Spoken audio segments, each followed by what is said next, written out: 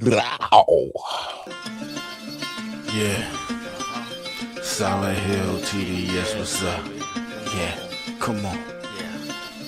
I.O.W. Sports Network, late night edition. Let's go.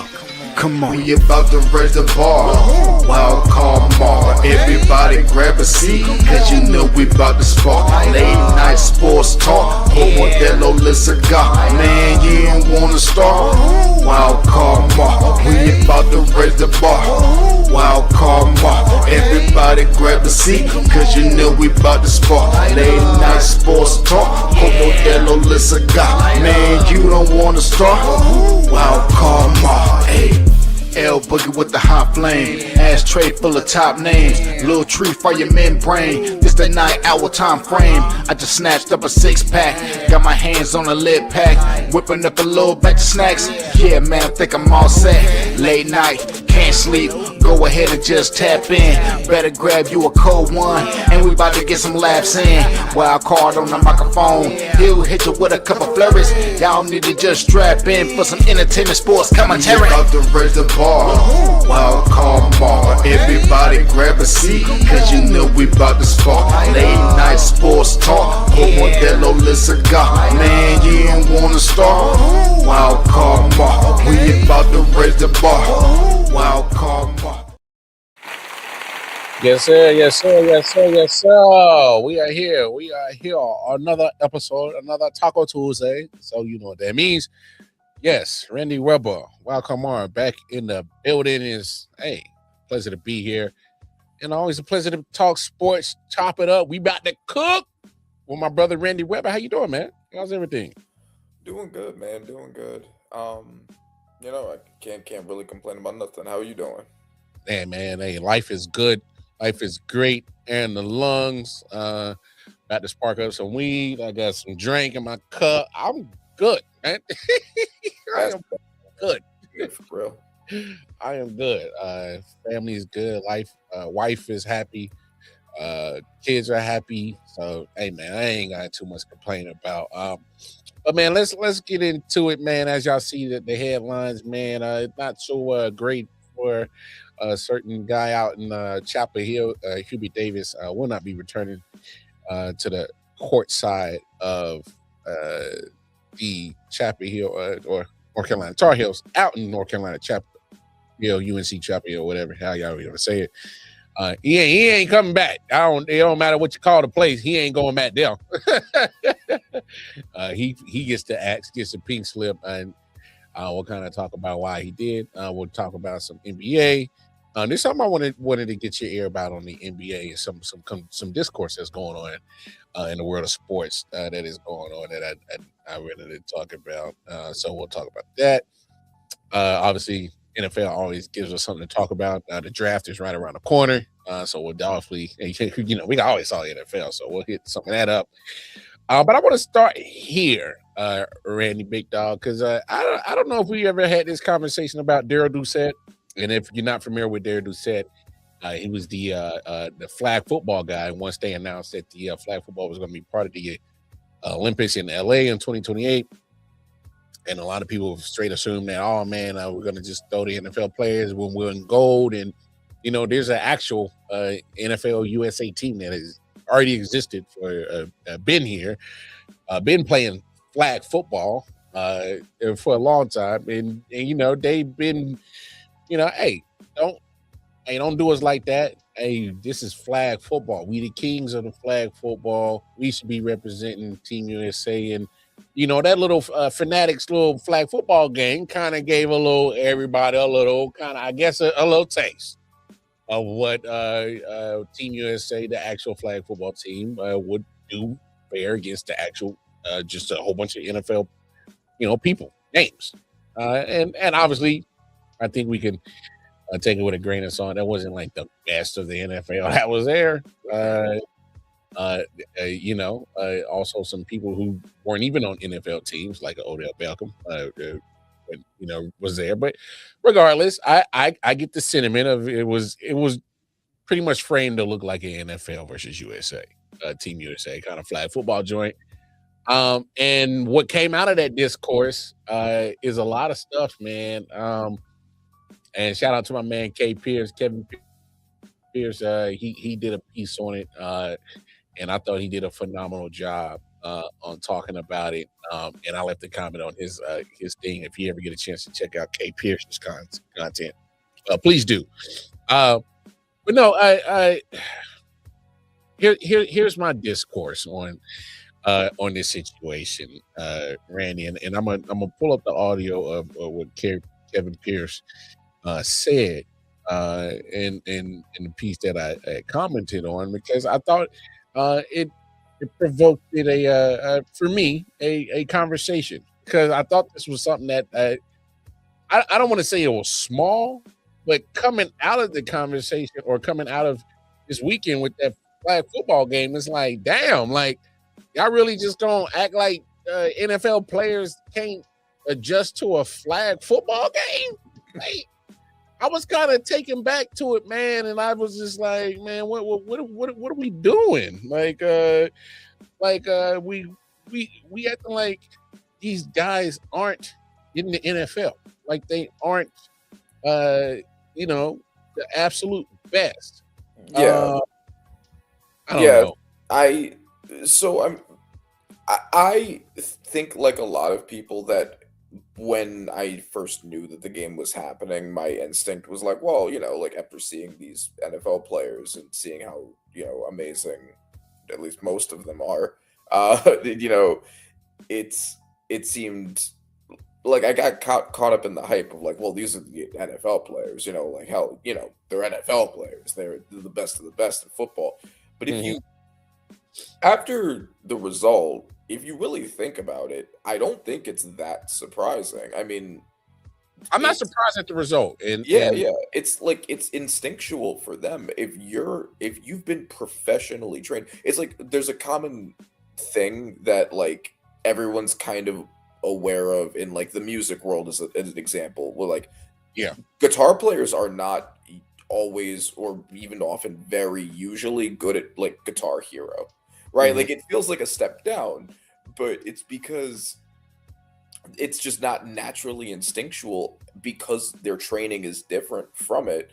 And it's like kind of close, but it's not the same thing. This is kind of like that. And like, you're trained for tackles and now you have to keep body control for where your flags are, and that's not something that as a football player, right? So NFL player. So I'm not that surprised by that. No, in hindsight. But I think that they could absolutely, with training, get to the point where they're able to beat the flag football people. I think it's just that they didn't have that. But I think they could get there just with some training. And I'm gonna put my man K Pierce's IG handle so you guys can check out his content. The guy does great work. I've talked to the guy a couple of times on other podcasts with Bobby G on Friday, Audible podcast, and he's amazing. But here's what he said. Here's his content that he had, just the audio. I'll let you guys, like I said, I'll put the description in there somewhere, his IG. But this was pretty much the talking point that have the conversation. I'll play it and then we'll react. Are we there? All right, come on. All players. All right, where we at? Just dominate. Oh, but there we go. Right. We called him a madman. We all thought the NFL players were going to be able to walk on the flag football field and just dominate. Oh, but Team USA learned us something. Went out there on national TV and put the belts to the hind parts of all of our favorite players. And the biggest takeaway we should all have, having NFL players will be great for ratings and social media clips and all that when it comes to the Olympics. But if we as Americans are serious about winning this gold medal, which is always what we should be, we gotta send Team USA. The NFL players gotta sit at home. And to an extent, I do agree. And again, I'm not picking on my man K Pierce, but I want to say that you did inspire this conversation, or the thought of having this conversation, by your piece. I do think that he's right in that. Yes, we should take away that. Yes, kind of what you said. Team USA should have won that flag football game. Absolutely. All right. No disrespect to the NFL players. I think that, hey, I think you're phenomenal athletes. We know that. We're not going to poo-poo that. But yes, flag football is an element of flag football is an element of football, but it's a modified version of your sport. So yes, there are elements that are going to feel comfortable to you, but that even the shrinkage of the field is going to take some time to adjust to that. The rules of flag football are going to take some time to adjust to that. Grabbing of the flag itself going to take time to get used to that. Like you said, the body control, how to make sure and twisting that dipping of your body so that nobody snatches your flags. Going to take time to get used to that. There's elements of flag football that are just going to be in favor of Team USA, of a flag football team that's been playing together, been playing flag football year after year after year, compared to guys that's been playing on a big old wide ass 53 wide football field, 100-yard long, playing tackle football. It's just a lot of those players not having chemistry with each other. Period. Like, even just in the NFL, like you said, like Team USA, they've been playing together for years and years. NFL players just kind of randomly mishmashing each other. Like that does also, like, the chemistry that you develop with your teammates wasn't there as much as for Team USA. But the biggest part of what sparked this conversation is when I jumped in the comments, I made my comment, and I had a couple of people come at me in the comments, was like, nah, bro, just let the Team USA have that moment. That's them, that's that. And the question I had proposed was like, all right, I understand what everybody is saying, but can we not act like that if we give NFL players, give them a roster of a flag football team and tell them for the next 2 years leading up to the Olympics in 2028, play flag football together. You cannot tell me that the flag football team of NFL players can come together and formulate a team within the next 2 years and don't know how to dominate the game of flag football. I find that asinine, because my thing is we're talking about players who are playing football on the ultimate level, right?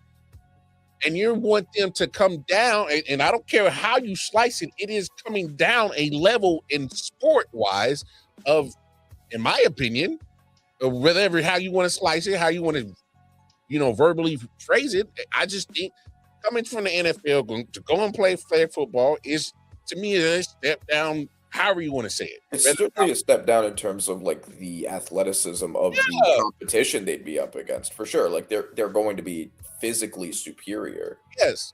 And I guess my biggest point is that yes, the flag football team, rightfully so, handled their business, did a phenomenal job of showing why they should represent Team USA. But I am not going to sit here and act like if we give the NFL players time to play that sport and compared to their sport, I'm always a component of this, Randy. It takes 28 days to create a habit. I've always been taught that as a manager. All right. So for those who don't know, Wildcard Mara, my real background is in culinary. All right. And when I was in management, I had a manager, and some of the things he taught me was like, it takes 28 days to create a habit. All right. So because these NFL players play football, they already have an advantage of getting on that learning curve of learning flag football. Again, it's a derivative of football, is it not? So they're going to have they're going to be ahead of the learning curve of learning flag football. You give them 30 days, 28 days, playing nothing but flag football, you telling me they don't have an idea of how to master that sport? I find that hard to believe, and I'm just like, I get it. The flag football guys did their thing, and I'm not trying to take it away. So if anybody thinks I'm being a hater, that's not what I'm doing. I'm just saying that I am just under the mindset that if you give NFL players that same time frame to learn that game, and especially between now and the Olympics in 2 years, you give me 2 years to prep? Are you serious? Yeah. We should walk away with the gold. I'm not. Yeah. What are we talking about? No, I mean, like I was saying before. Yeah, I agree. I think that you could take if you took the best players of the NFL, if they were willing to do that. Because that's also another thing. Like, if you're going back into the NFL and then going to the Olympics and back and forth, risking injury, team contracts, all of that kind of stuff would now have to be modified if it makes sense for those players to do it. But if let's say that you got a team of, I don't know, Patrick Mahomes, Derrick Henry, like Jamar Chase, Puka, JSN, Justin Jefferson, whoever you think's the best at every position right now, and gave them years to play together, and they were willing to dedicate the time away from the NFL to do that, yeah, they would dominate. I think for sure they would dominate. I don't even think I don't even think you have to get to the top of the line guys in the NFL to win a gold medal right now, or get them ready for 2 years. Even if like the second team all pro players, even if you want to just grab all those guys, like you could do that too.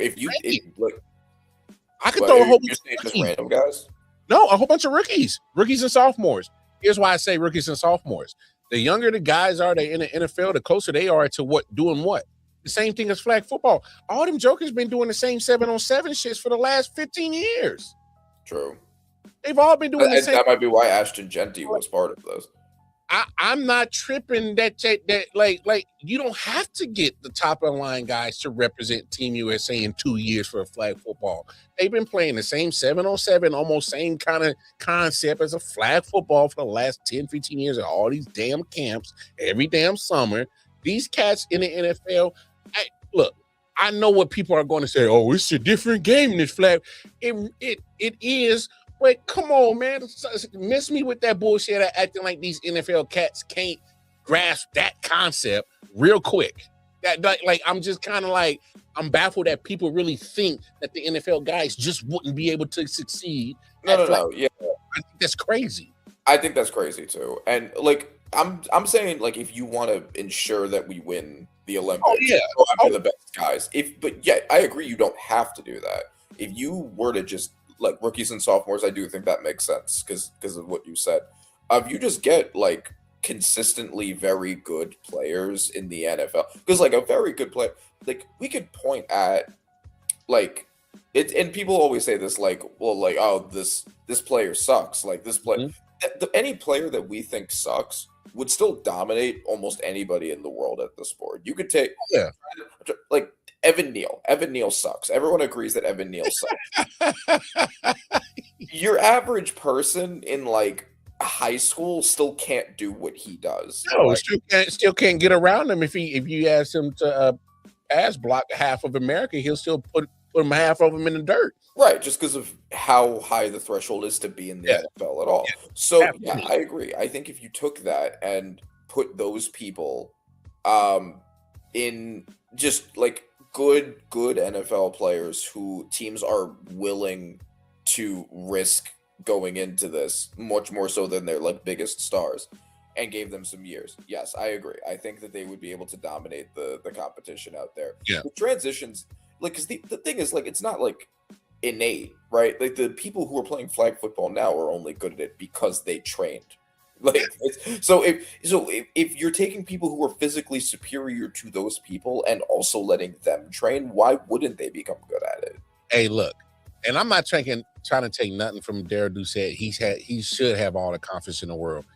But when my man said, like, I'm better than Patrick Mahomes, which pretty much sparked this conversation a year ago or so with a lot of people, and when they first announced they was going to do the flag football in the Olympics, a lot of people like me was like, "Oh, bro, you crazy." And if you really look at what he's saying, playing flag football right now, yes, he should be better than Patrick Mahomes. But my thing is, Daryl Doucette, give Patrick Mahomes a month, let him know the way of the parameters, the measurements of the field, the rules, regulations. Can I scramble? Can I do this? Blah blah blah. Blase blase. Give him a month playing flag football. I don't know if we having that same conversation, Daryl. All right, that's all I'm saying. Give my man Patrick Mahomes a month playing flag football. I don't think you will be better than Patrick Mahomes. All right. I'm just saying, like, it's cool to have all the confidence. I understood what you meant. playing your sport. You may be the Patrick Mahomes, but damn it, if I get Patrick Mahomes to play your sport and give Patrick Mahomes time to play your sport, Patrick Mahomes will be Patrick Mahomes. You will no longer be Patrick Mahomes of that sport. You'll be Daryl Doucette of that sport. All right? I'm just yes. Look, and again, and shout out to Daryl Doucette, because I thought he did a great job of talking with Dan Patrick. You know, he was like, hey, you know, and I'm gonna pull it up in just a second.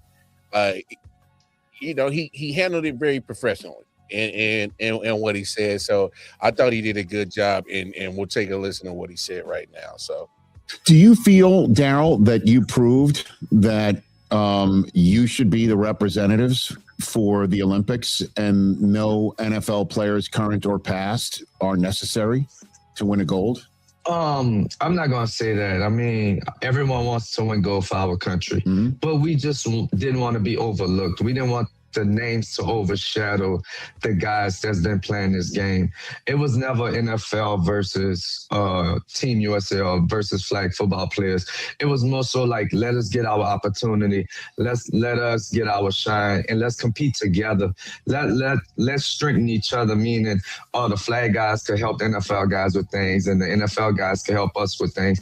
It was never about them versus us, and I don't plan on it even being like that. Like, those guys, I thought I would have a lot of negative things to say after the weekend, and all I could think was all the positivity that those guys showed towards us. Do you feel so? Hey, you know, and I'm glad that he said that, because I think the narrative kind of really got taken out of context when his comments about a year ago, and not his fault. I just think when you got people who do what we do, content creators, or even people on ESPN, FS1, or you know, with mics in their hands and cameras in front of their faces, can say some dumb shit, and you get fools that follow. All right, so I think a lot of what he said a year ago got taken out of context. So I'm glad he not Dan Patrick. I was talking with Rich Eisen right there. Before we move off of this, I just wanted to OBJ looked pretty good in flag football. I was happy to see that. And that one-handed catch again, he still got it in him, you know. Still got it, don't he? Yeah, maybe got it. Vet minimum for $1 million, you know. See, John, take a look, you know, bring him back. I'm just saying. I'm just saying. Hey, Odell did look good. Odell looked good, and as much as I dislike the guy, Tom Brady for 47 didn't look too shabby his damn self. I get it's flag football, so I ain't gonna put too much stock into it. Right, of course. I'm not saying we put any of these we give any of these guys contract based off of this, but no. And I do love the fact that a Paul brother still managed to be a dickhead in a situation. So right. I don't care what situation it is. If a Paul brother's involved, they will find a way to be a dickhead, bro. They do. It's what they do, and they make money doing it for sure. I'm just like, it's crazy, bro. It's absolutely crazy how. But no, but as we move off, look, final takes on this. Look, whoever represents Team USA, whether it's the flag footballers, whether it's the NFL players, the expectation is gold, regardless. It's in your home country. It's a sport that you implemented in the Olympics. Be in the host country, you get that right to do that. Bring home the gold. And I'm confident that whoever represents, whether it's the flag footballers, the NFL, or a mixture of both, I'm cool with mixture of both. You know, because I'm totally fine with seeing Odell over there snagging one-handed joints on an Olympic stage. How many guys are going to say that? Hey, I got a Super Bowl ring and a gold medal. He'd probably be the first one to say it. That's true, and that would be something special for sure. So I actually wouldn't. You know, I hope they entertain the thought of having a mixed USA team of flag footballers, and it'd be great for ticket sales. It would be great because you get the best of both worlds. You get the NFL guys who can bring the needle moving. You know what I'm saying? Mm-hmm. And then you got the actual flag footballers who are going to, if they have to, carry the meat and potatoes of the actual winning of the games, which I'm okay with. Yeah, and they could also help teach the transition to the NFL players. Bingo. I mean, look. Here's one thing about flag football we also got to be serious about too. It's starting to become a sport across the nation that has also integrated women into football. It's also been a easy way to transition youth into football. Also been a transition to, just period in general. It's always been an alternative to actual tackle. Yeah. It's a lot always of liability concerns with CP and all of that. There is a place for it. Yes, and there's definitely a place for it. Not only is there a place for it, you're starting to see it actually be competed at the level and intensity of padded football in high school levels, especially in the DMV area. They got, and it's in both genders, women and men. So I love the fact that there's a spot for it, not only at the high school level, but they're starting to become scholarships that they're going to start offering for programs in college for both genders for flag football teams. So that is growth right there, because they weren't doing none of that when I was growing up. It was either play ball or flag football was intramural or some gym shit for fun shits and giggle shit. Yeah, for real. So the fact that it's at this point where they're giving you did that, and then the next week you do square dancing. So flag football has come a long way. Flag football has a place, just like you said, Randy. And as we transition off, last thing I gotta say, respect to Daryl Doucette and the rest of the flag footballers, because he is right. They should have never been overlooked as hey, if this is our sport, why not come to the kings of this sport? Because they are the kings of that sport, and I understand that. But at the same time, Daryl, you understand how business works, baby. You understand how the world works. And I'm not saying it was right, and because it wasn't, and it wasn't fair. But damn it, Daryl, you from the boot, and you of all people from the boot know how life is. Life ain't never been fair. And you got to take what you got to get. So it is what it is. So I understood, the flag football is gripe and the disrespect, because it was a form of disrespect. Like, hey, man, what the hell are y'all to just say that these NFL cats could come in our sport and just say that they just gonna win gold? And look, it is what it is. We'll see what's up. Shout out to my man Omar, man. He said, agree, offense could get caught up quickly, but on defense, it would take much longer. The quick, fast switch moves and flag would be harder for NFL defenders, and that's totally fine. And I can agree with that. Mm-hmm. But give my NFL defenders who play more than just zone and can actually be lockdown defenders and get a way of the, because for me, I think the biggest thing, especially the defenders in NFL trying to adjust the flag football game, is the spacing on the field. Yeah. And trying to figure that out, because it's a whole totally different field. But once they figure that out, I think it's a ball game over. I think shit's done deal. Because after that, you just covered. Right, exactly. You get some man coverage schemes in there, some good man coverage corners, and you're already so close to them as it is. Then they just pull the flag off. And no disrespect to the flag footballers, but I don't. Are y'all sure y'all can cover Jamar Chase? You sure? Whether it's flag football or not, you sure? Mm-hmm. You sure you can cover? Tall ask. Hey, you sure you can cover JSN, the most highly paid wide receiver that just got buku money the other day? And we see what he do. I don't care. It don't matter if it's flag football, any football. What he do on the field translates everywhere. You sure you can cover that? That's all I'm saying. So as much as we want to give our love to the flag footballers and how they dominated the footballers in their sport, we're not having this conversation. We turn the tables around, goddammit. We're not having this conversation. We ain't doing it. I'm just saying we having a different conversation. Put the pads on there, cuz. I'm just saying we having a different conversation, dog. Put the pads on there, cuz. Anyway. Because they get sacks in the NFL. Yeah. Somebody that first one of those, like, all right, we're putting Myles Garrett up there. Let's see. Well, good. let's see if you can grab the flag off. Hey, because Myles ain't worried about no more flag, bro. But one person that got sacked today, and man, he should have seen it coming. Hubert Davis. First weekend of NCAA tournament just finished up with the ladies. This I think yesterday or Tuesday tonight, whatever.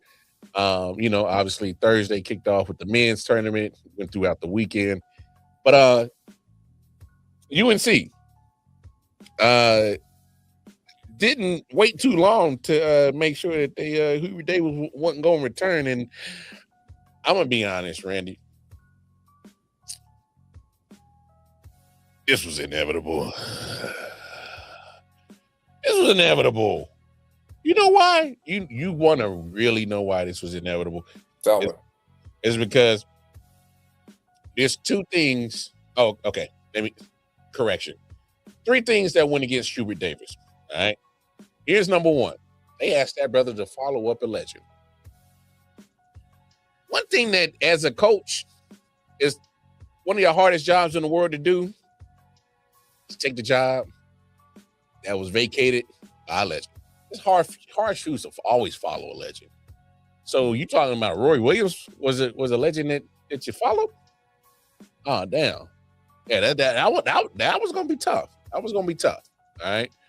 That was one thing that went against Hubert Davis. The second thing that went against Hubert Davis, NIL. He's coaching, and probably one of the most hardest coaching atmospheres in collegiate times ever. No matter what sport it is, NIL is hard because there's money involved. Hey, and transfer portal. All that shit is real hard. And Mar, what are you talking about? Dan Hurley managed to win 2 back-to-back national championships. Man, it looked good, didn't it? And so far, I'm going to let y'all know that what Dan Hurley did, those 2 national championships back-to-back, is such an anomaly right now. Such an anomaly. But what happened with Dan Hurley when the roster that he had to take with the tournament ain't been with him for 3 or 4 years? He ain't winning them tournaments. He didn't win the last year now, did he? And, not too bad. He got a chance to win this. But let's be honest. Dan Hurley's a good coach. But it's not going to be so easy when NIL transfer portal is always going to NIL and transfer portal. Because he's not immune to it. So my point is that those are 2 things that went against Hubert Davis and why he got fired. The third thing that went against Hubert Davis is the fact that he had to follow a legend and deal with NIL at the same damn time. He dealt with number 1 and number 2 at the same time. That's the third problem. I mean, when you got to deal with trying to follow a legend and deal with the NIL transfer portal scene in college sports at the same time, damn, that's tough for a brother, man. Damn, that's tough. That's a tough task for a collegiate basketball, football, tennis, whatever coach you are in the collegiate league to be dealing with. Because when you are a collegiate coach, you are the general manager. Well, before NIL and transfer portal, before they started hiring people for general managers, which is a new thing in college sports. As y'all now see that they run college sports now like professional leagues now. Oh my gosh. I swear somebody said that on the show before, Randy. The fuck? I swear they don't listen to me, bro. They ain't listening. They not listening, bro. Because I swear somebody has said that on this damn show before. Like, damn, man. How about start running these shits like a professional team? Because you're just a fucking minor league for the NFL, NBA anyway. But anyway, as I digress, my main point is Hubert Davis was stuck in a situation where you're trying to follow a legend and deal with this atmosphere of collegiate sports as it is. It's tough. But the numbers don't lie. My man was there for 5 seasons. You know how many times he missed a tournament and had a first-round exit out of the 5 seasons? 3. That's not good. Not with a place like North Carolina as a basketball's blue blood as they are. And it doesn't help that Roy Williams only missed a tournament or a first-round exit 3 times out of the 18 seasons he was there. The numbers don't help him. The numbers didn't help Hubert Davis. So the fact that my man was dealing with trying to follow up a legend, trying to deal with the NIL money scene, the transfer portal scene, where you got to deal with worrying about making sure I got enough NIL money to keep my starting 5. Otherwise, I'm going to lose somebody to somebody else. And let alone, you can lose them to your fucking damn competitor down the street to Duke. See how that works? So I think Hubert Davis was just kind of in a situation where, damn, man, it's a lot of variables that are just not in your favor. And here you are. This man is probably going to be back on ESPN within the week, like he was before he got that UNC job, which is not a bad thing. They make good money at ESPN. The mouse pays well over there at Disney, all right? But I'm not going to act like my man Hubert Davis, you're not absolved for everything, because there are some things that you can affect in the NIL transfer portal world. And you can definitely affect the recruiting, you can definitely affect, how you utilize your talent. You weren't the best coach at all times. But come on, man. Stakes are always high in the blue blood in UNC. And I'm not surprised that you got clipped, my man. So, yeah, man. I had this funny observation on college sports the other day that I'll share with you. I don't know if you've ever noticed this or ever even thought about it. Is it weird that all of the good colleges, the good colleges that are good as colleges, aren't also good sports colleges? There's never any overlap between them. You never see any Harvard, Yale, and any of those doing any. They're in the NCAA. They're in football and basketball. They don't do shit though. But Alabama will dominate the sport. Has anybody ever gotten, I don't know, a master's from Alabama in radiology or anything? No, it exists just as a football place. And look, you're not far from the truth. And, obviously, spending a lot of time down south at my life. Look, they take sports to another level down there.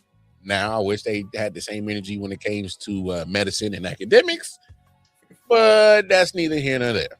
All right. And, I spent some time up north, and obviously you being up north, Randy, I'm not saying that you don't find athletes up top, because that would be a lie. You find some of the best basketballers up top. All right. You find, you can find probably your best lacrosse players up top. You could probably find, whatever. There's athletes up top. There's athletes all over the whole United States. It don't matter where you're from. Now, but my time spent up top, I noticed that they a little bit more care in their academics than say down south. All right. Oh, it just it is. All right. It just is what it is. We could name I don't know, the best for football especially, the best northern schools. There aren't many. There's Penn State. A second one doesn't even immediately come to mind. I hear you. But Penn State is probably that one. I guess you can call Ohio State a northern one, but that's more Midwest in my opinion. Yeah. Midwest. That almost feels like cheating. Yeah. But Michigan. Yeah.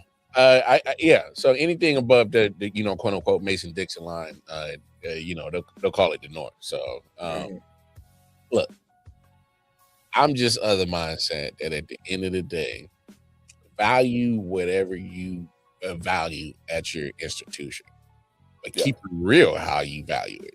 Don't say that you care about this, student athletes when you only care about the athlete part of the student. So don't sell me something that you don't wholeheartedly believe in. You don't, right? Like it's not like a school like Alabama is not still pushing their students for success. Oh, they're definitely. I mean, very specific, narrow field, which is fine. That's totally fine. We don't get doctors from New York and Connecticut and California. It's not a disrespect. All I'm saying is football players make a lot of money, very often more than doctors. Nobody's disrespecting that. All I'm saying is that, you know, if I had to get a surgery, you know, I prefer that my doctor has a degree at the University of Boston or Johns Hopkins, or, you know, he's been he did a tenure at Chopton Philly or some shit. But, you know, I'm not gonna jump to the guy that got his doctorate at damn Alabama. No disrespect. You know, I'm pretty sure they got a fine medicine department. But resume wise, I know who to go to if I need a certain thing. If I need a certain thing, I'm gonna go to the places and know for a fact that I'm going to get the quality that I want. If I know I'm going, if I know I want to run it back, I can holler at University of Alabama. Yeah. Right. So to grab a ball and run into people really hard, like that's all you. Yeah, that's all you. I know who to holler at. You know what I'm saying? If I know I need a wide receiver, I'm gonna go holler at Ohio State. I'm gonna holler at LSU. All right, I know where to go to. I need a so and so for this or that position. But man, it's just collegiate sports it has changed so much over the last just 10 years. It's changed so much, and just because we're talking about. Even when the last time we got a college football video game was 2014, and then they brought it back a year ago, and just in that time span, just the change in college sports has been bananas and nuts. So I'm just looking like, man, my Lord, why couldn't you just make me been born about 15 years too late, bro? Because I cleaned up this in the hell, dog. Because all you need is a character, bro. You ain't even got to start to make money in college sports, dog, to get NIL money. So before we end the college segment, who were your? Do you have any predictions for March Madness? I really didn't have a prediction. I just knew for a fact that Kansas wasn't going to win because obviously being in the area, I can't stand these Jayhawk people. They get on my damn nerves. Oh, we're the king of basketball. We got our national championship. And I'm just like, yo, bro, like, hey, man, y'all do know y'all are not the best team this year. And I kept trying to tell them and well, we got Peterson. I said, oh, yeah, the superstar that barely wants to play. Yeah, okay, yeah. Hey, he worried about his NIL deal. He ain't worried about that Jayhawk bullshit. Like, and no disrespect to my man D. Peterson.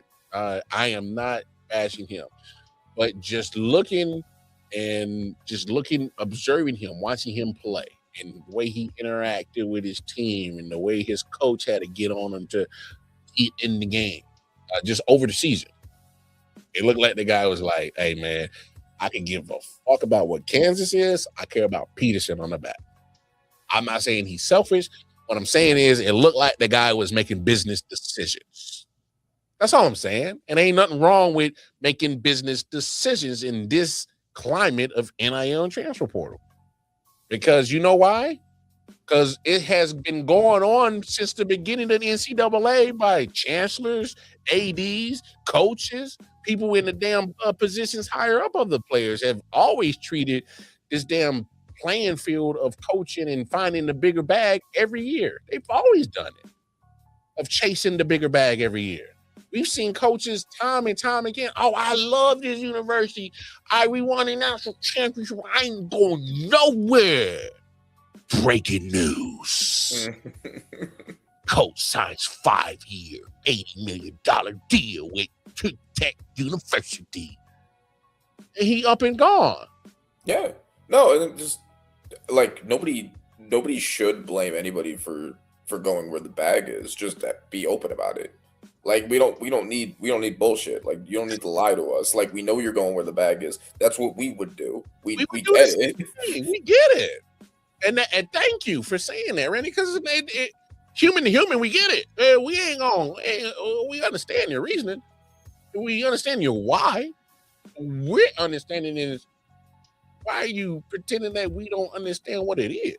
Now you're trying to play us like we stupid. Now we're pissed off. Mm-hmm. That's what I'm mad at now, because now you're insulting my intelligence as a human being. Like, come on now. So, look, man, I wish Hubert Davis the best. I thought he was I think he has great basketball IQ. It just didn't work out, man. Times are hard in these. Look, there wasn't no secret why the Hall of Fames and the legends was leaving. They saw the writings on the wall.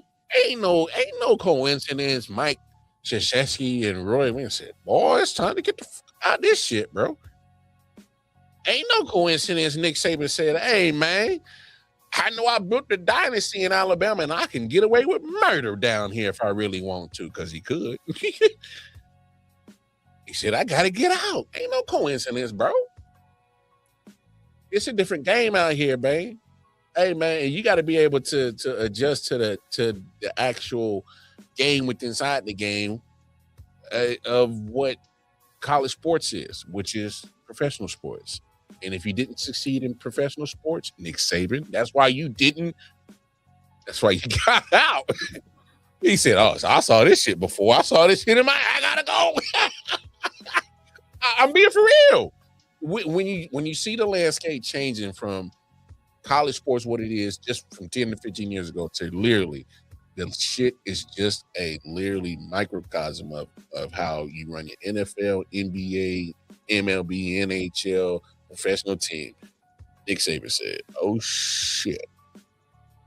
Wait, y'all hiring general manager? Oh man, yeah, I had one of them in Miami. Nope.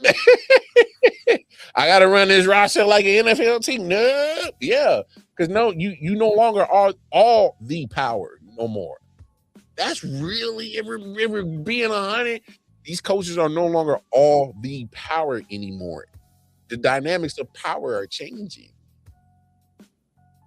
You're just starting. The power dynamic is changing in college sports, and it's not all on the coach. He doesn't have all 100% of the power anymore. Right. At this point, I don't even think this motherfucker got 50-50. Yeah. It's starting to move in the direction, like, because like the NBA is a perfect example. Like the NBA, the coach has almost no power.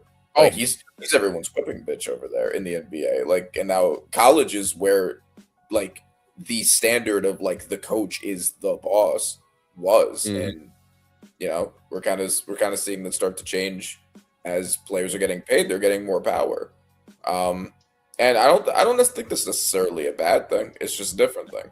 It's different, and I think it's not only is it going to take a time from adjustment for not only for players' sake, general managers, owners' sake, our sake as fans, because it's going to affect the game in a different way.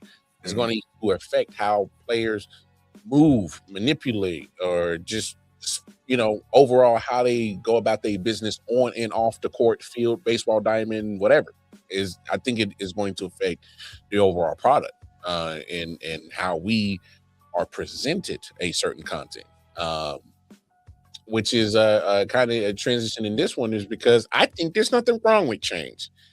And here's one thing that's been getting some leeway in the NBA world is just the discourse on Wemby kind of outright saying like, okay, what if I do get the MVP? What's wrong with that? If I bust my ass and I do this and doing that, why should I not win it? I guess a lot of people are coming at Wemby saying, "Hey man, you ain't got no accolades, no this and that, and you over here talking like I deserve the MVP and then blah blah blah." And I kind of, Randy, I was kind of taking off putting taste in my mouth by people really hating on Wemby for him having confidence on wanting to win the MVP. And I'm kind of like, was he not supposed to say, I don't want to win it? Like, what? It's weird. It's very weird. Because, sports is competition. people do seem to, especially now, kind of forget that. And I hate the really tired cliche of like everyone's soft now, but like in this case, like that is exactly what's happening. Like they hate the competitiveness. Like Wemby is a cocky guy. Like I don't think he has developed that reputation, but the Knicks fan, I can tell you, like the way he would refuse to shake hands after he won the NBA Cup. He's an arrogant guy. He's also a professional athlete. He's supposed to be to some extent.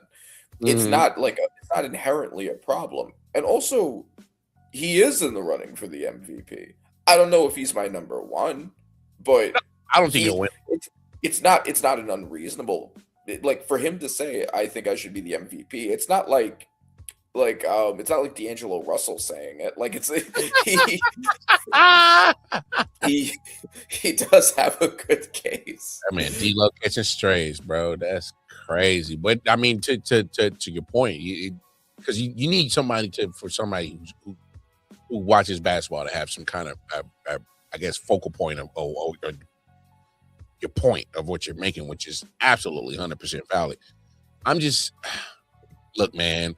We can't keep doing this, man. Of having certain topics, I guess, expose people of ageism.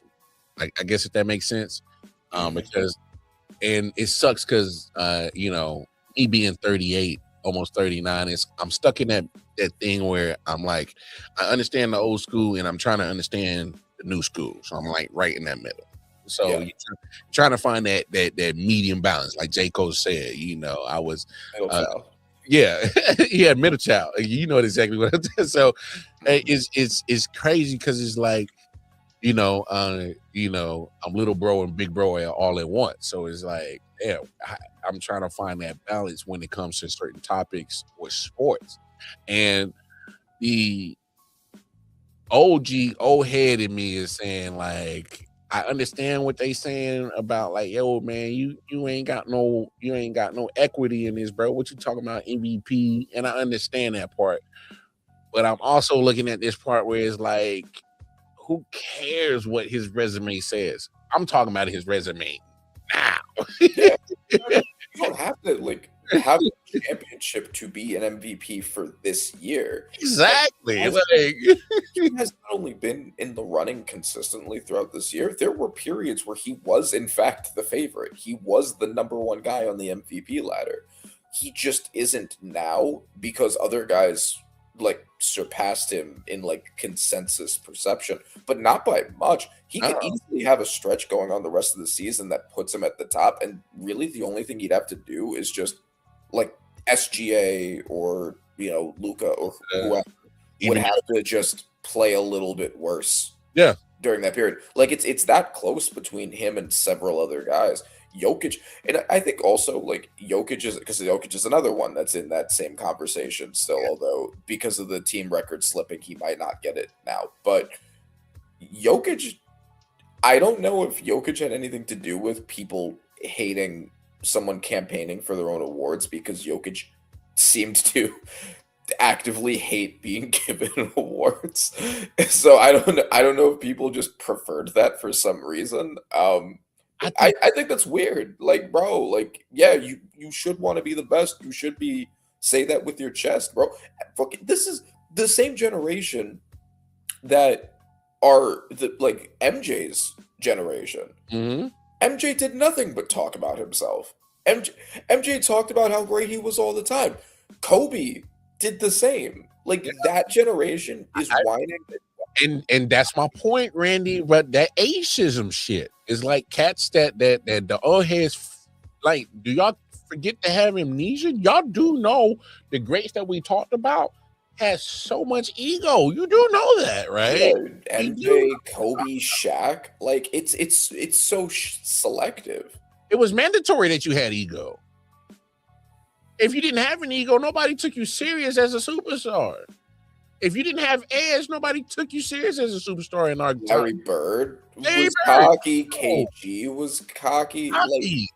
Come on, name me a superstar growing up that we watched that wasn't arrogant. Name me one. Tiger Woods, arrogant as fuck. Kobe Bryant, arrogant as fuck. Name one. I love Dion. He's a different form of arrogance, but he's confident as fuck. But it's a form of arrogance. Yeah. I mean, come on. You see the background? Alexander Ovechkin, greatest hockey player probably ever played. He got a little arrogance to him. Ooh, that's a hot take. Oh no, he got a little arrogance to him. You know why? No. I mean, it's a hot take that he's the GOAT in hockey. Oh well. I mean, he passed Gretzky. I mean, but look, that's all I'm saying is, if you're gonna be, if you're in that upper echelon of your sport, and we're talking about GOATs of your sport all time, I don't care what the damn sport is. There's a form of arrogance in you. There's a form of, damn it, you know what? I'm the fucking shit. I don't give a fuck.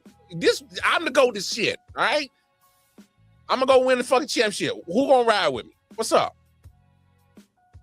You just gotta have it in you that you're gonna be a jerk. You're gonna be. It ain't personal.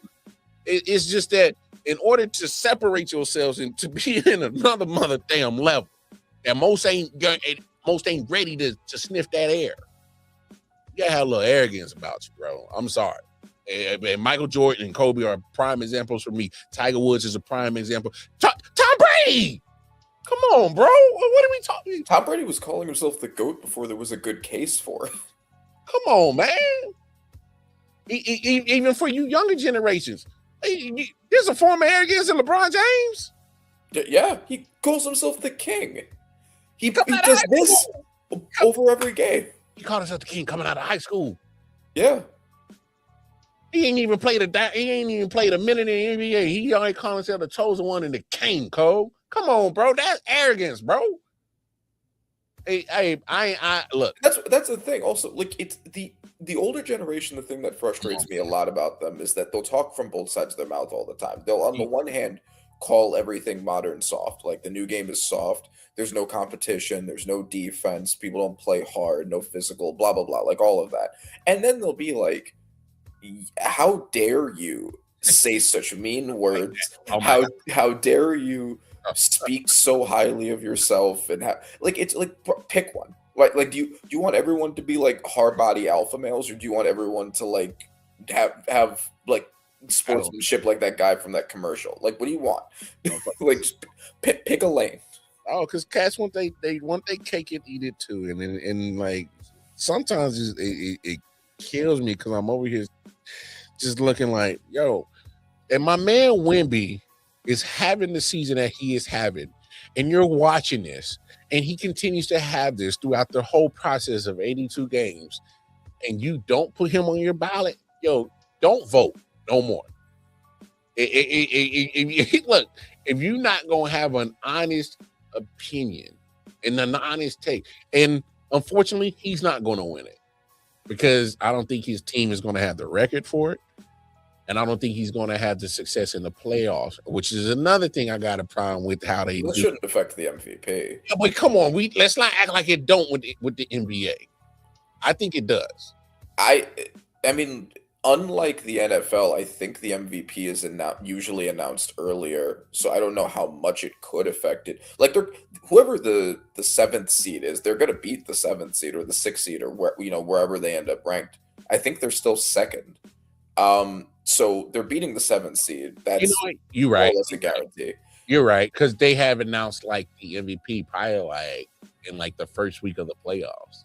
Yeah, like I think they handled that better. That's why the whole thing with Dirk Nowitzki happened. Because of the time they announced it. But yeah, no, I don't think he's gonna win it now. Who would you pick if you had to pick someone right now? Because I do think it is pretty close among the top guys. If we're talking about MVP and the emphasis on V, valuable, I would go Wemby. Okay. Because I mean, we've had this conversation on this show. I had this conversation with many people throughout the whole sports world who I connect with in podcasting. Valuable. Take Wemby off that Spurs team. If you take it, and not a slight on SGA, and I'm not saying that he's not important. But we've seen them at even without J-Dubs be potent, periods without Chet be potent. We haven't seen them without SGA on an extended period of time. So that's more credit to him that he's durable. They didn't have him for a small stretch this season, and I believe, have a winning record without him. And that proves my point. Yeah. And Now, obviously, the teams they went against in that period of also do matter. They can inflate that, but I think you're correct in terms of who brings the most individual value to their team. I mean, the on-off numbers even do support that. Wemby has the biggest difference between him on and off the court of any of the top stars. So yeah, I think you are correct. I think that people underrate how important defense is because, and that's my thing. They'll give it to like someone like right now, Luka's another one that's in that top bracket. Luka does nothing on defense at all. He's a liability. Right. He's a liability on defense, but he has the best scoring numbers. Does he have them on the best efficiency? No, but he has the best volume numbers, because he also has the highest usage percentage of anybody in the NBA. Mm-hmm. So because of that, he has now eclipsed Wemby, who is the best defender in the NBA and also a great offensive player. Best player in the league. Yeah, so the question is, how much more important is offense than defense? That the best defender in the NBA, who's also a great offensive player, should rank lower than the highest scoring offensive player in the NBA, who's a liability on defense, right? Like, how do those two things average out to each other? Because I tell you why. I tell you how. In analytically, it doesn't. It doesn't. All right, numbers. Right. It doesn't. And the on-offs don't support that Luka's that much more valuable than Wemby is.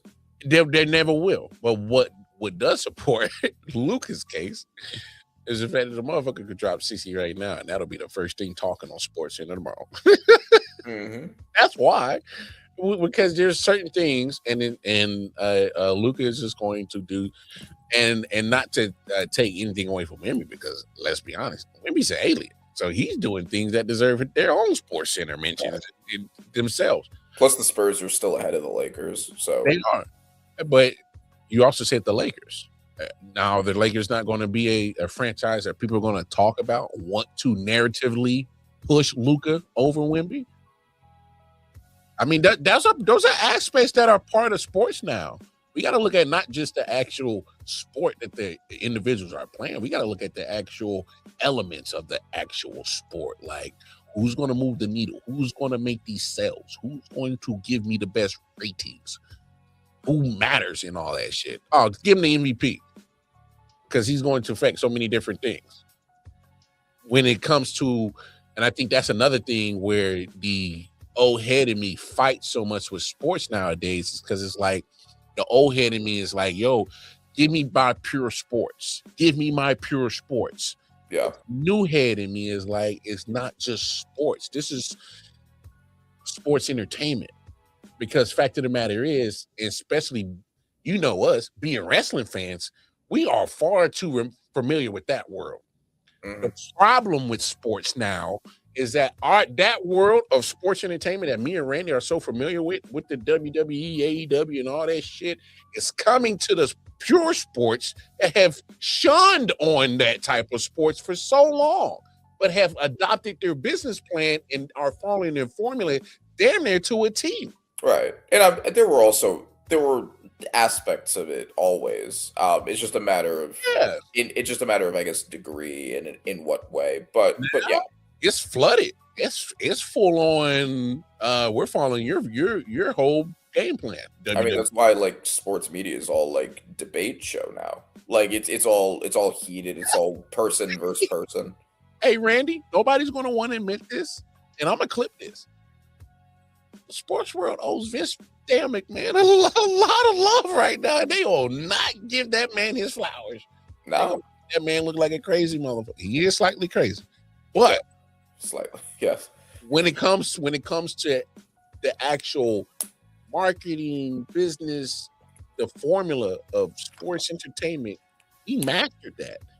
And I don't care what nobody says. Even the NFL adopted some of his shit he did the first go around he did XFL.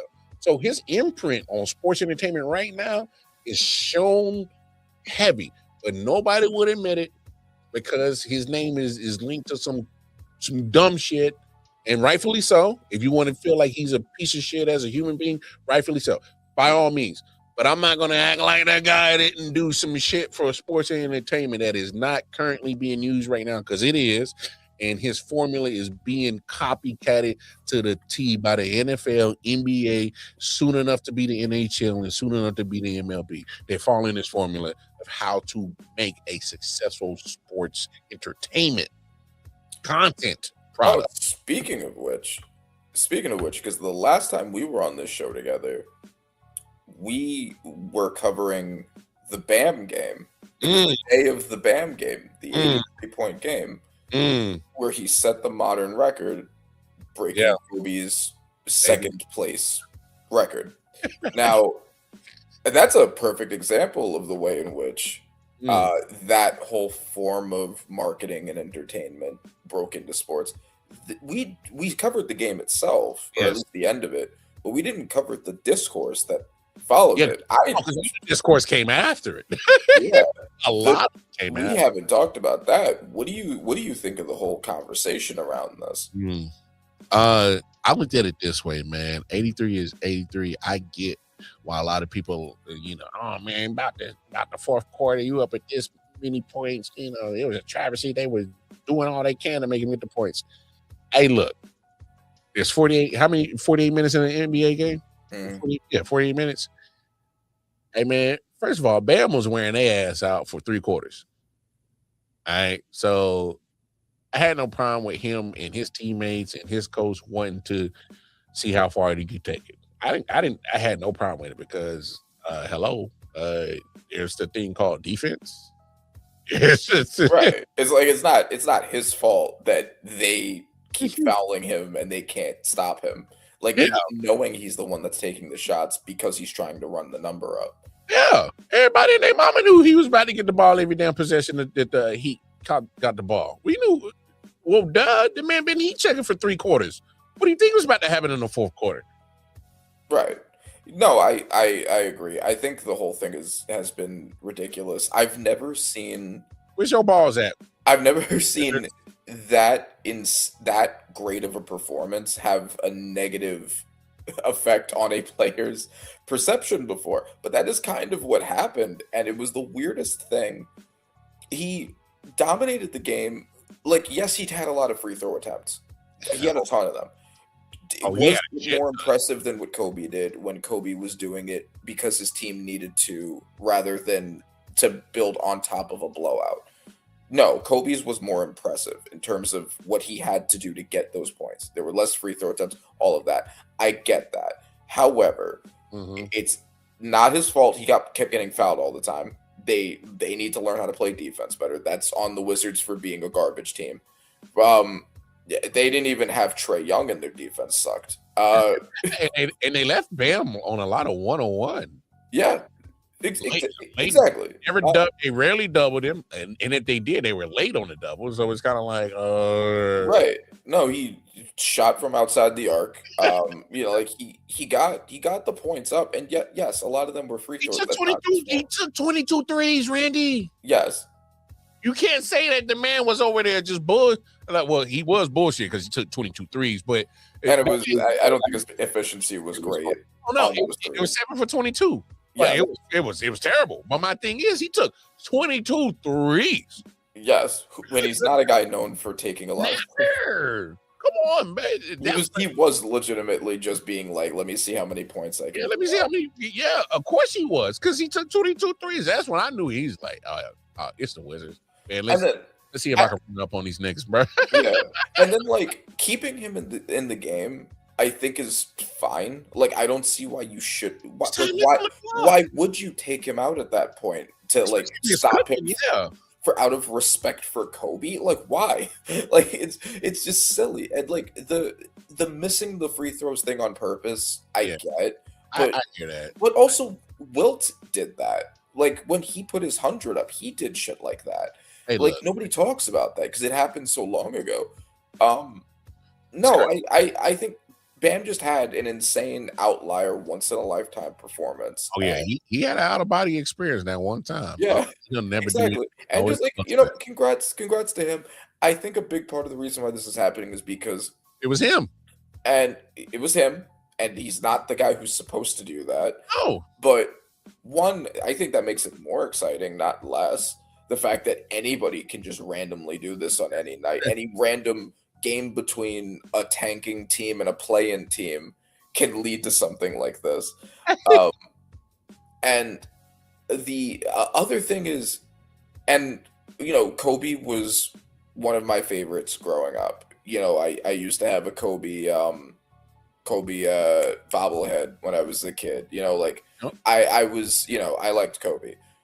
That all being said, Kobe has possibly the most emotional fan base in all of sports.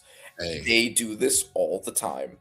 If you objectively point out anything that is not favorable to Kobe, oh trust, they are so mad, and that was even before he died. oh no, look, and I'm gonna tell you why, because I'm a Kobeite. All right, Kobe's one of my guys. Obviously, you Of course, see, as a Lakers fan, of course, I'm sure. as a Laker fan, of course, I'm well, okay. I say my Laker fandom supersedes Kobe's fandom. All right, Okay. that's for me. But as you can see, even right behind Randy on the graphic, that's Kobe Bryant right there. All right, so I never made no bones that I've always loved Kobe. I got jerseys in my closet right now. I can get. I'm talking about I've had since high school. And so regardless, my point is that I never took this as a slight to Kobe, because Kobe wouldn't have taken this as a slight to Kobe if he was, No, because Kobe you think had he'd be whining right now? not at all. No. He would have been like, "Hey, Bam, get yours, bro. Good for you." He would have gave Bam all the love in the world for it. He probably would have had some jokes, like, "I would have never seen your ass doing that shit." But I could definitely see him saying that. It might take it as like a point of competition. Like, all right, I'm gonna get 85 next week, or whatever. Yeah. Like, which is Yeah. fine. It's the Exactly. point. It's a sport.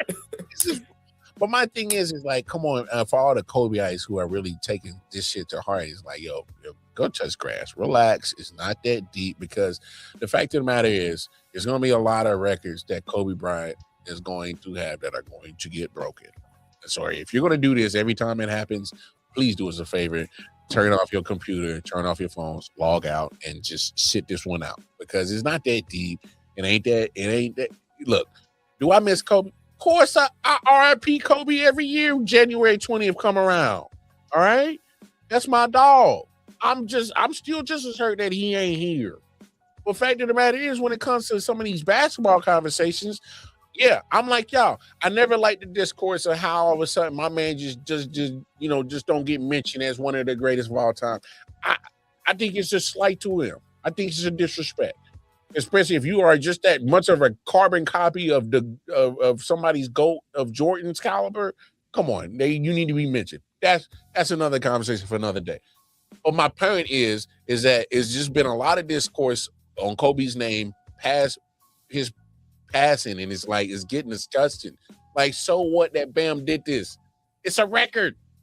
It ain't meant to last forever. Literally, I've unironically seen some Kobe fans argue that Bam, out of respect for Kobe, should have sit it out and not tried to break his record, which is one of the most insane things I've ever heard a sports fandom say. Hey, Like, is this not competition anymore? That's why I'm that's why I'm so baffled with that shit, Randy. Like, you really asking a guy, hey, stop playing basketball in honor and respect of Kobe Bryant. I love Kobe than the rest of them. If I was Bam out of body on that moment, man, fuck that. Give me the ball, man. I'm about to jam on all these motherfuckers until they stop it, bro. I'm just saying, like, come on, man. Like, we can't have our cake and eat it too. You want to call the players soft and then all get mad at they compete. We can't just say, oh, man, y'all some pussies, y'all some bitches, but get mad when Wemby say, man, I want to be MVP because I'm balling like one.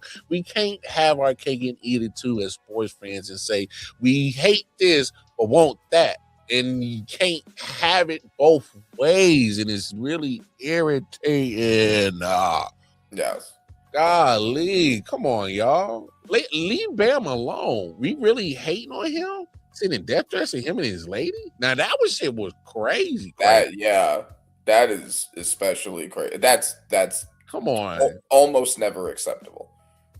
What are we doing, bro? Over because my man scored 83 points. Yes, unless you injure Cam Scadaboo through an illegal hip drop tackle, it is never okay to send death threats to a professional athlete, unless in that very specific circumstance. Whoa.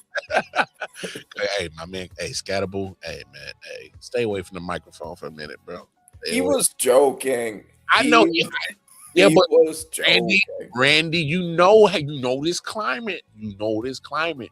Jokes will get ran, especially we can say coming from him. I thought, especially knowing I thought it was funny. I thought it was hilarious. Now, but what I'm saying is, Randy, me and you can joke about CTE all day on this platform all day. All right, Cam Scadaboo can have the same platform, but he's Cam Scadaboo. He can't joke about CTE. I feel like if anybody can, he'd be the first one to be able to be allowed to do it. Like, how many people have joked about him getting it specifically? I know. Me and you can joke like that. What I'm saying is he can't. I know. But Cam Scadaboo himself cannot joke about that being an active NFL player. He can't joke about that because it's going to easily, and it did, get taken out of context, and he had to turn around and apologize. Which is the same hypocritical, everyone's soft now, but also how dare you make these meme jokes type of bullshit. Like, I'm just saying, man, you look, in today's climate, especially when you are on that stage and that realm of I guess not I guess persuasion on what you say can affect people's, I guess, every day-to-day lives. But what I'm saying is his reach and what he says is going to get scrutinized on another level than what me and you would ever say. Well, yeah, of course. I mean, as of right now, because hey, don't get shit twisted. It might take whenever it happens. Me and Randy might blow up in the motherfuckers. Then y'all gonna start scrutinizing what the hell we gonna say. So I'm gonna start getting death threats from Zach Long fans for joking about sending him death threats. Shit, you know what I'm saying? Like both of us gonna come at me in my DMs, man, take them stupid shades off. I'm like, man, hey, them lights hurt my eyes. Shut the fuck up. But so look, there's gonna be a point in time people gonna scrutinize what the hell me and Randy gonna say. Because I believe that there's going to be a point that this situation is going to take off, and we're going to be put on a platform by people, and they're really going to take what we say to their heart. And just because he is Cam Scadaboo, because he's an NFL player, and because of his popularity that he just garnered over this past NFL season, and especially the way his college football career ended, leading into his rookie season, they're going to put him and what he says and what he does on and off the field under a microscope. They're in there every day. And he better get. Also, he's such a young kid. Like, he's not used to it. Because after he got injured, when he went to Monday Night Raw and like he went to the mall and whatever, like, he was shit about that. And like, you could tell it from his reactions. He's like, why is everyone being like weird at me? Like, he's such a kid. He even said he didn't really grow up watching football that much. He's mostly just a player. Yeah. And so he's like, why is everyone being weird? It's like, bro's like, what, 22 now? And like, he's young. He's a kid. And that's the thing. And that's why I'm glad you said what you said. Because I thought in the moment, when he said it, I thought he was just being just a kid that was just jokingly not paying attention to. He barks at people. He doesn't take it seriously. He's not taking nothing serious. He's having the time of his life. And I think that's what sucks about how society, and again, for about the millionth thousand time on this platform, when the lines get blurred of how society is a microcosm and bleeds into sports world, and here it is again. He's a kid, man. I get up off this dude, like, my man. Like, I get and I give him credit for apologizing and whatnot, but I didn't really think it was. I don't think he should have had to. Like, I get it. You have a brand, you have an agent, you have all these things where it's like, it's either that or risk hurting your own brand, and it's not worth it. So I don't blame him for doing it, but like, it was mad unnecessary. I guess also the NFL is concerned like people will actually take it seriously, and they did, because like, Jerry McCoy came out and got so butthurt and said his old. We'll take it serious. Yeah, no, take it seriously in that way, but I also mean take it seriously. Like, you know how they always have the "don't try this at home" warnings. Yeah. Maybe they were worried like kids would see that and like, I don't know, run head first into each other. Like, I don't know what they're worried about, but there are layers of liability and branding and marketing and all that stuff that they're just a reality. And like, I get it. No, I totally in. The NFL front office definitely called the Giants front office and said, "Hey man, tell your boy to go apologize. Tell him to chill out, bro." Because I mean, I get it, man. Say what y'all want, man. There's a lot of I guess needle moving or sway that comes with the NFL, bro. They look is taking over. In my opinion, all sports in at least in America for sure as the most popular sport. The NFL has done a phenomenal job of marketing their product 24/7, 365 now, and it just good. They're going to hammer you if you say anything that's controversial. You know what I'm saying? And even just for saying it. So let alone don't fuck around and Ray Rice now in 2026 if you want to, bro. That's your ass, dog. Yeah. Your motherfucking ass. But don't do that. Don't ruin your career. I just, some things is like, come on, man. Well, let's lighten up all these fellas, man. But the draft is coming up. Yeah, we're in the middle of the pro days. Yeah, we are in the middle of pro days. Have you had time to grasp your mind around a possibility of Jeremiah Love? I'm kidding. I don't think he's gonna make it to you guys. He better not. I don't want John Harbaugh tempted. I don't want him. I don't want him dangling there like the forbidden fruit on the tree in the Garden of Eden. I don't want it. You know he's tempted. No, not for me, because I understand. No, for you. I'm talking about John Harbaugh. If you really think that John Harbaugh is looking at that clock, winding down, Jeremiah Love is on the board, and he's like, "Do I pass this guy up?" Like I like you, Tracy. I like Scatterboo, CTE. I like you. Singletary. You cool. But now y'all some love. I would suicide bomb his house. Hey,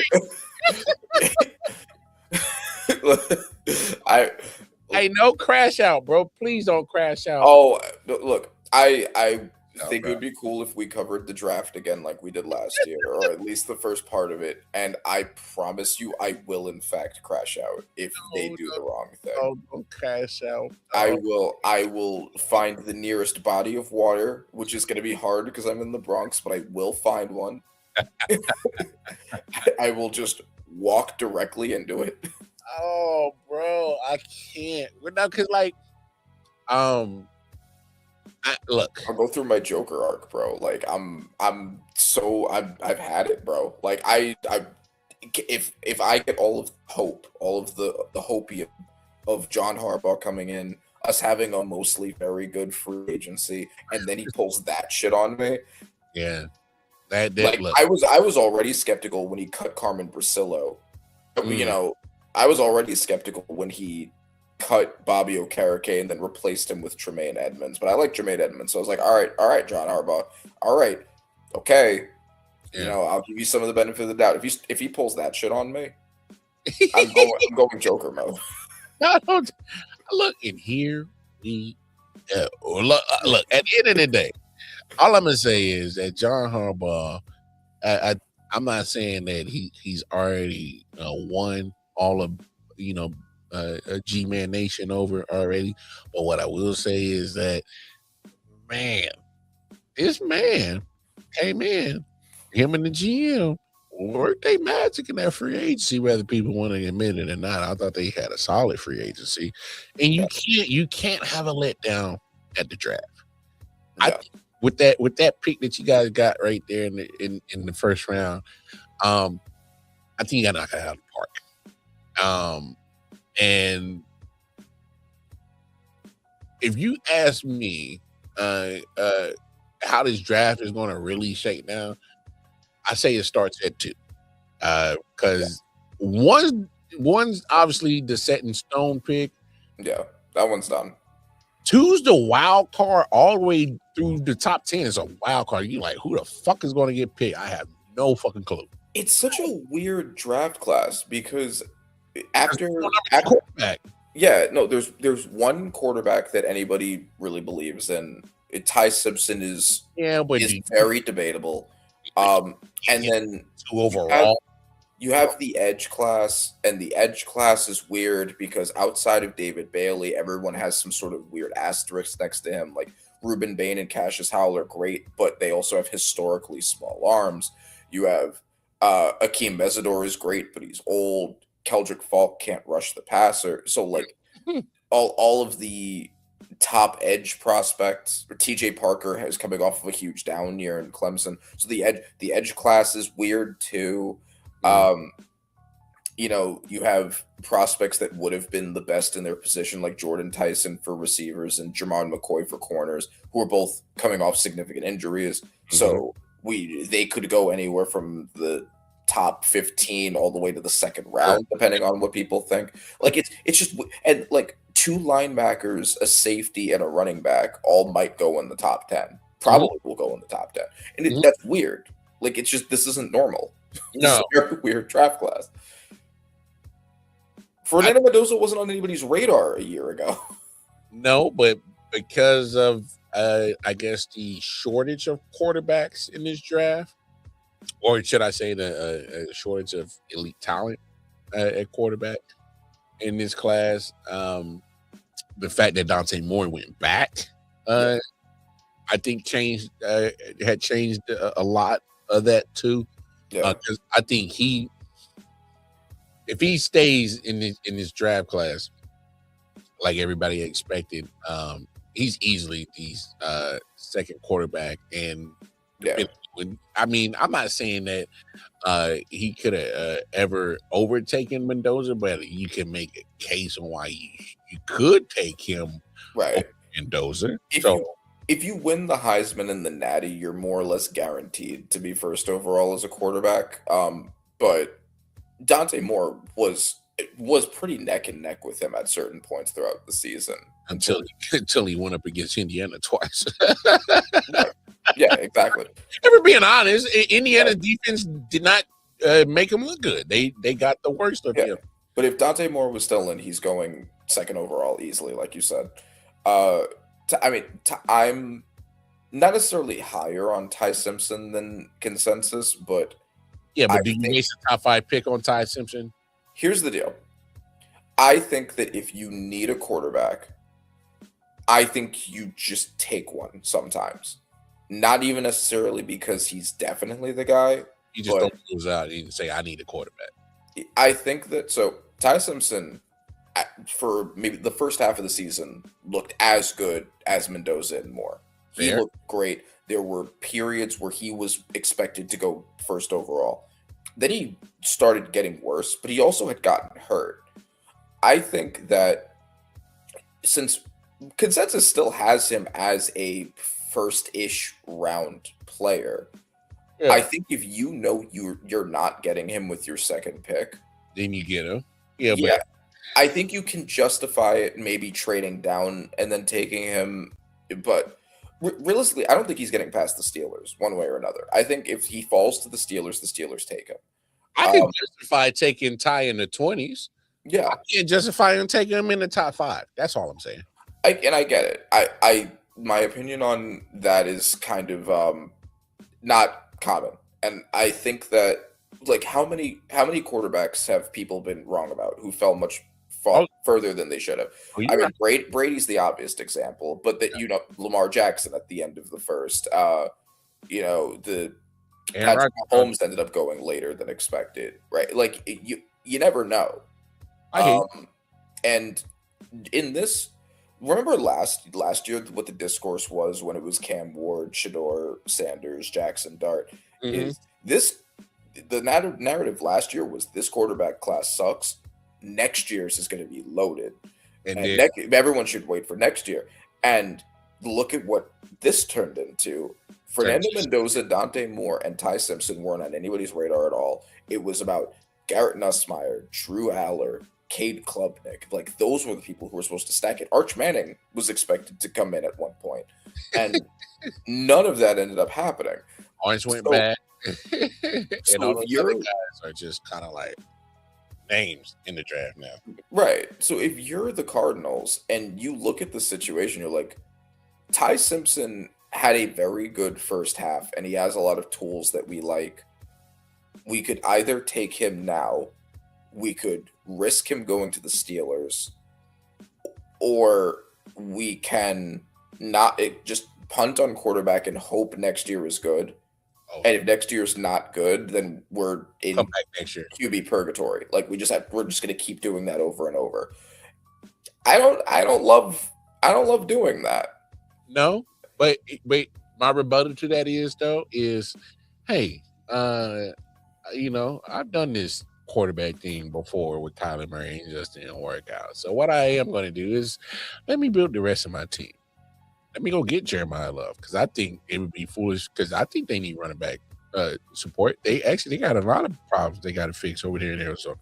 They do. I think if they don't take quarterback, their choice is going to be Francis Mauigoa because they don't have a right tackle right now, and they do need one. But my point is with this year, between the offseason, the whole offseason, whether it's free agency and the upcoming draft, we need to make sure that we're going to build our team. So whenever we decide to get our quarterback, whether it's in next year's draft or the following draft, whatever process they got, let this quarterback come into something that's going to make it an easy transition because we made sure we made it comfortable for you, bro. I got you the left tackle.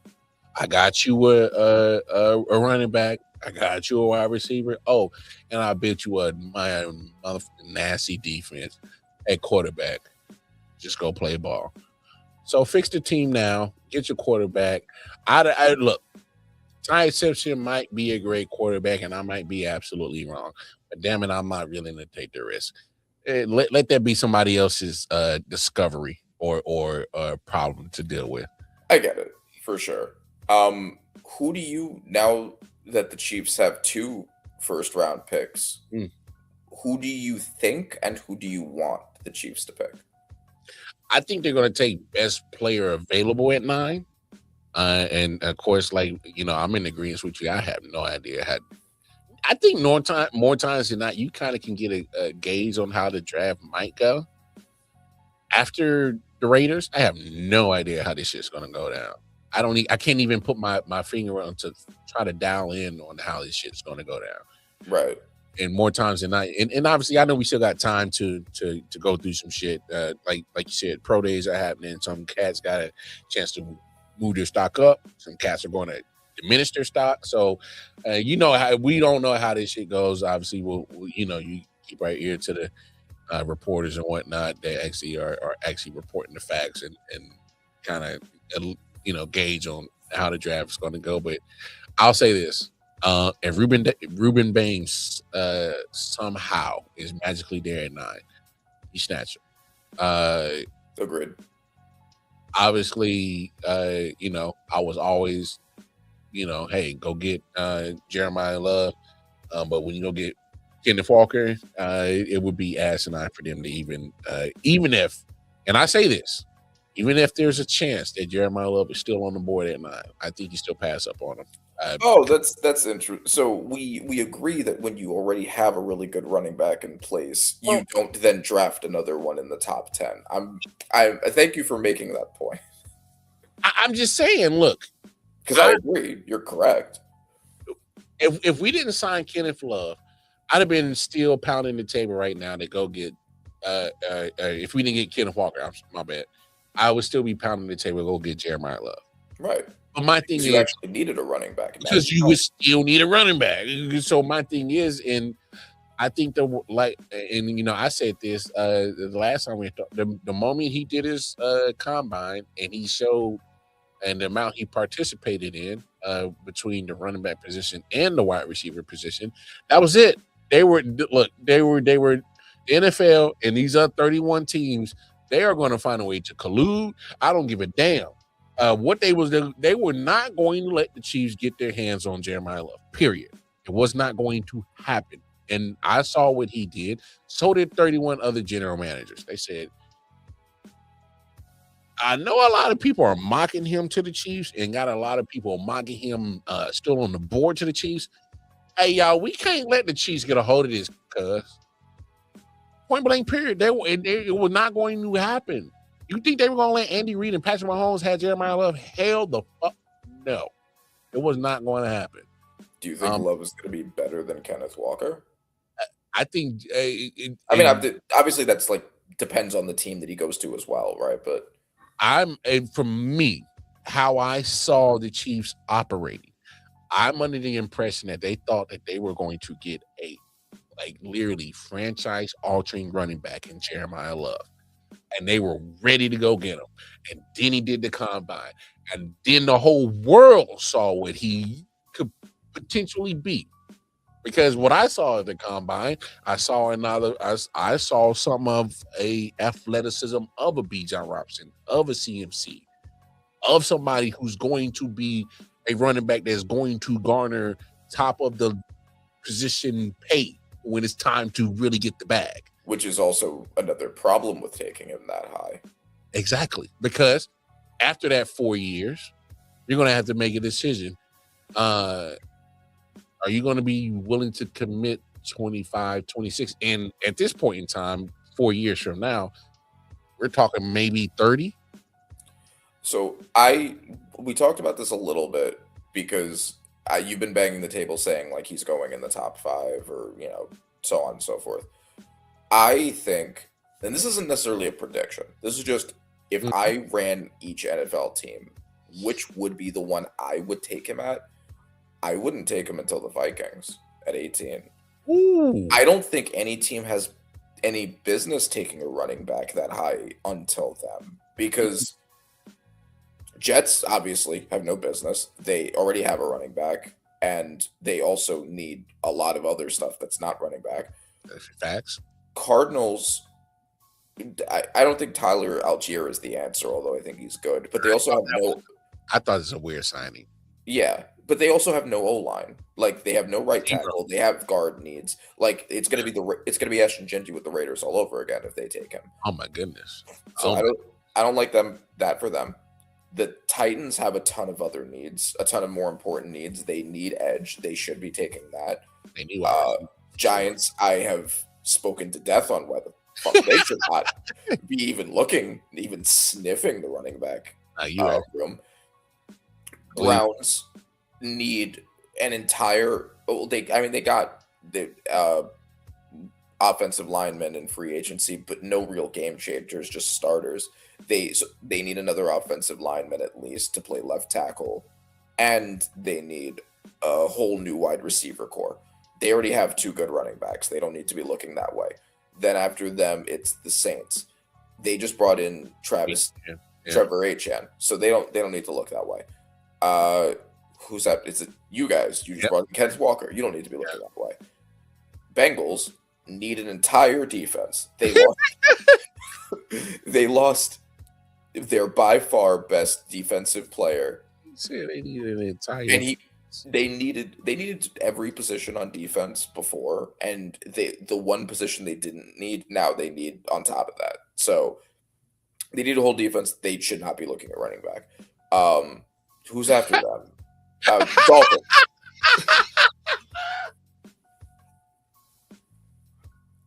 Am I ready to lie? am I ready to lie? Is that what you're asking? I'm never ready to lie. I'm a sports commentator. I speak nothing but Hey, that man, Bobby G is such a petty instigator, bro. That is he's so hilarious. so petty. When Cade has his own things, let him get his lungs together before he starts worrying about basketball again. Oh yeah, they say he gonna be out for a minute too. You're gonna be out a minute. I mean, until Cade eliminates the Knicks from the playoffs, like the Knicks did to him last year, like I don't. This conversation is null and void. So Dolphins should not be taking a running back. They have Devin Achan, and they have a barren secondary, a barren offensive line. That more important needs. And then if you just keep going down the board, Lions already have Jahmyr Gibbs before the Vikings. I'm trying to remember who else is within that like bracket of space. Who else is within that bracket of space? Like it's just there's who's 12? I'm blanking. Who's 12? Is it? Hold on. Okay. I got the whole order in front of me. I'm over here tripping. Sure. It's the Cowboys. Cowboys. So Cowboys could justify taking a running back after losing their running back in free agency, but they also need an entire secondary. I wouldn't do it if I were them. The run game was not the issue for them last year, so I wouldn't do it for them. Rams at 13. Rams at 13. Ravens at 14. Okay.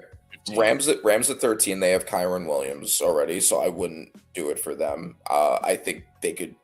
They also need a right tackle.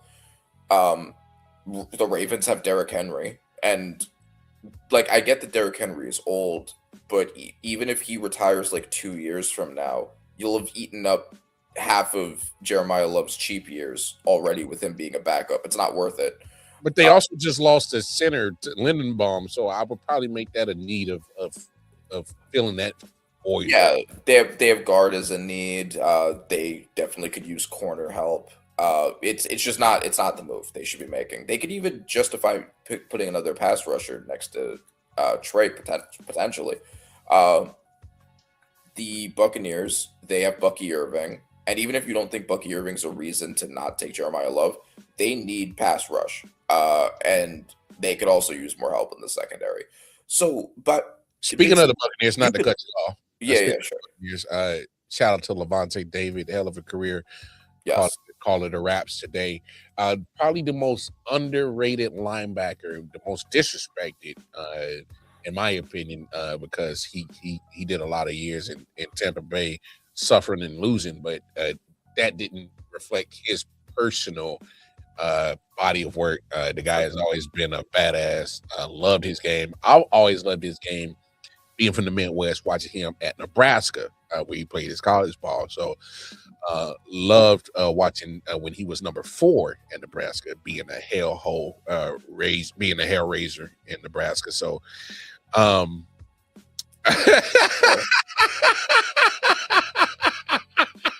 hey, Bobby said, how's Scatterboo gonna laugh at CTE when his QB about to be the poster boy for that shit?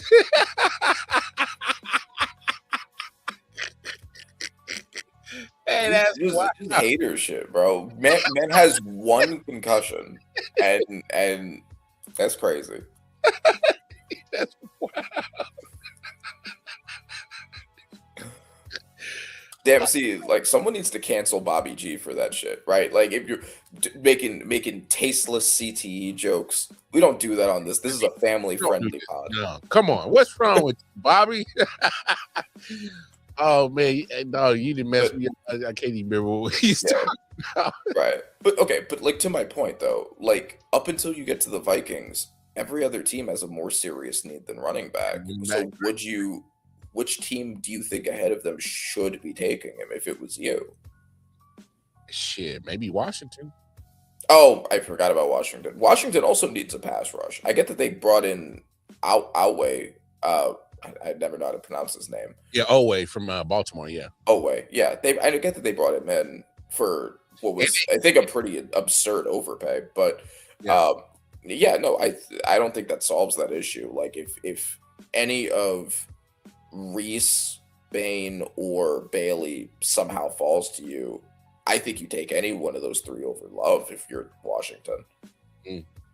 So I don't know. I think a lot of teams will be enticed to do it. I don't think a lot of teams should do it. I think the Vikings are the perfect team because they'd be adding him the same way like Saquon was added to the Eagles as a final piece to an otherwise completed team. And I think that's when you're willing to take a running back, or when you should be. Yeah. Like Jahmyr Gibbs worked for the Lions because they already had the offensive infrastructure in place. If you had brought him in to be the offensive infrastructure, it wouldn't have worked. Mm-hmm. Well, here's my train of thought. And like I said, I just looking at how the way that the Chiefs move, obviously a Chiefs fan, and then I saw the way that New Orleans had moved. With us signing Kenneth Walker and them signing Travis Etienne, which, by the way, I had to. What took you so long to tell us your pronunciation of your name, bro? I thought that was weird too. You should have told us a long time ago about the pronunciation. You've been in the limelight since Clemson days, bro. You could have told us then and there. Like it was like Bijan. Well, Bijan was the same thing. Like he had been in the NFL for a couple of years. Like, let us know, bro. Like, hey, because we want to get your name right, because it's out of sign of respect. Like, let us know. Like, set us straight from day one. Like, don't wait 8 years into the NFL. Let us know it was HN the whole time. Like, come on, bro. Talk to us. Like, fuck. We had to see you get the bad to let them know your true pronunciation, cuz. Like, nah, Tedero McMillan did it right. Like, as soon as he walked, it was like, yo, fucking call me Ted. Like, just don't do it. Call me this. Yeah. But like come all on, right, bro. All right, cool. But no, the moment that I saw those two running backs, the top two running backs in free agency go off the board pretty much immediately once free agency opened up, I think it had gave me the impression that both the Chiefs and the Saints was like, yeah, we ain't seeing Jeremiah Love.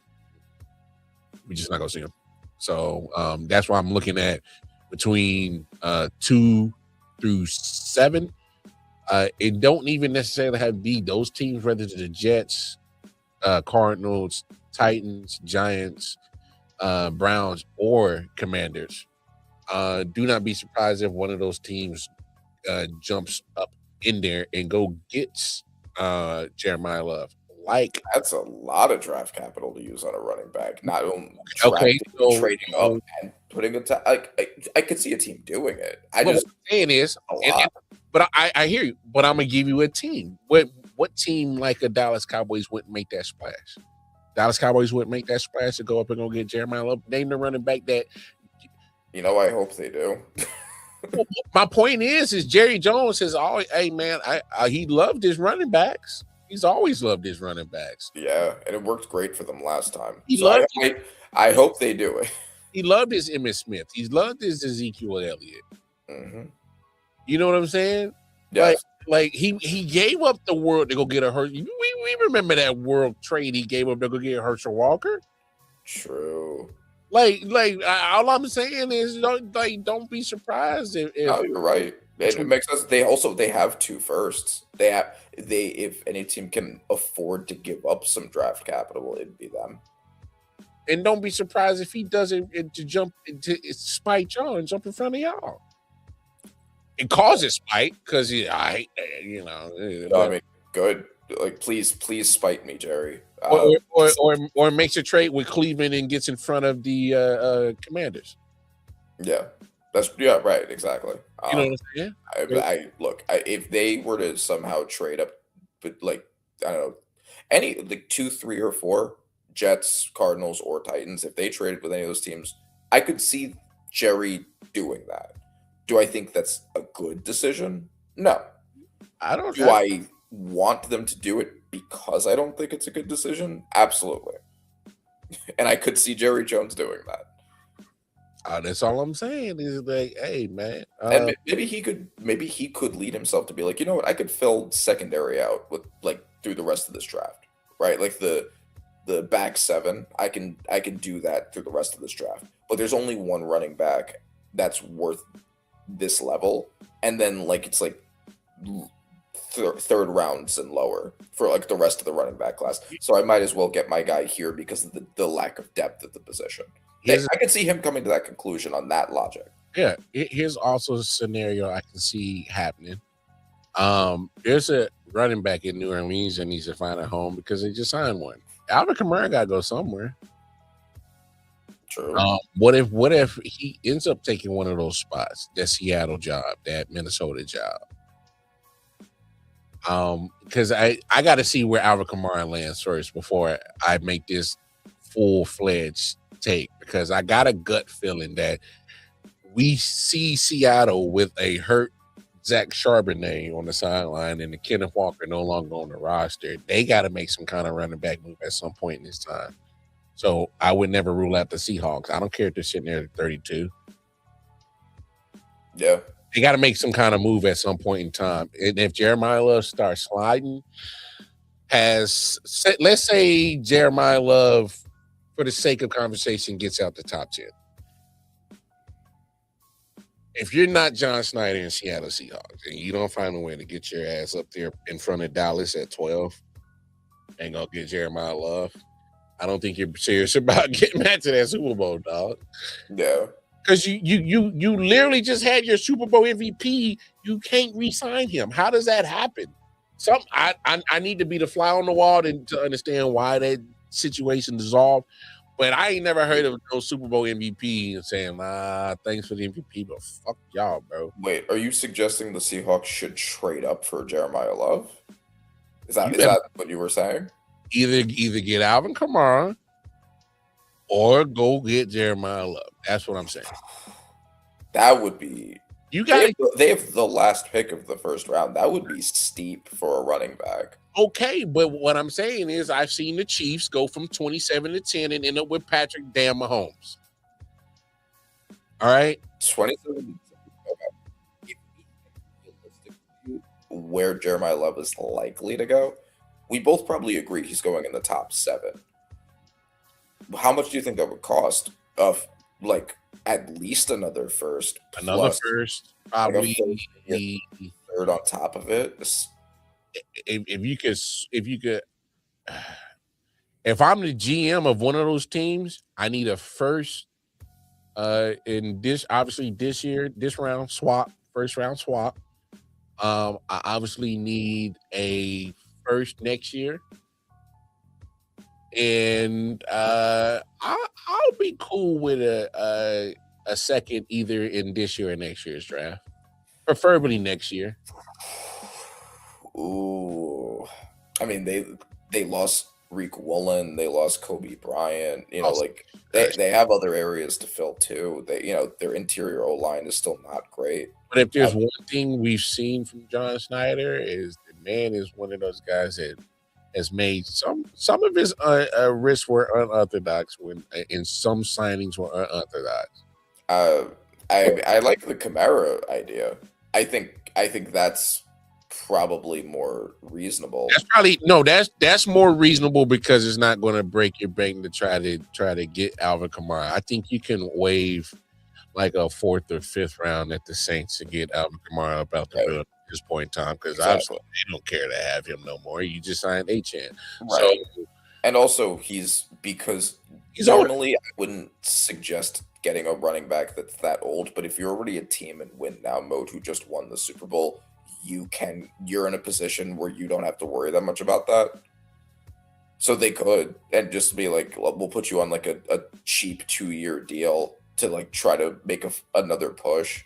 And we see, and I really want people to really look at Alvin Kamara's numbers, his total yardage, all right, yards from scrimmage. If you combine his rushing and his receiving per season, the guy still is productive. Yardage wise, total scrimmage yards wise. Durability, you would, he's not missing too many games.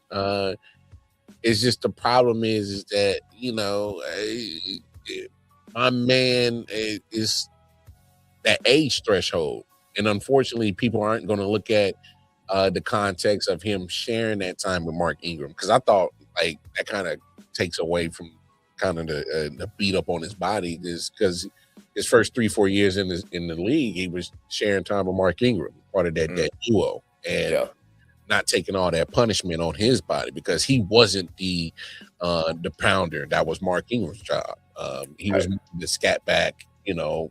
He was the Sonic. Yes. Ingram with the Knuckles.